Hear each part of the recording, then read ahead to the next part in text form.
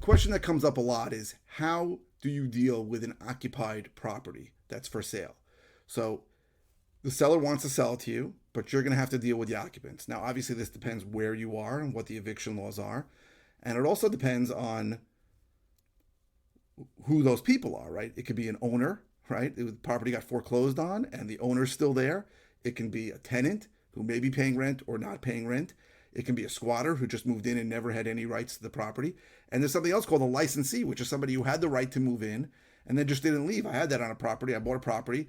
The boyfriend of the owner moved in like 7 years ago and just never left. So they had the right to move in. And the question is, how much more do you offer for the property? Because you're going to have to deal with this thing. How much is it going to cost and how much more do you offer? So I teach my students how to deal with this all the time. Very often they're going to make two offers. One is I'll pay X for it vacant and I will pay less for it if it's occupied. And I help my students do this all the time.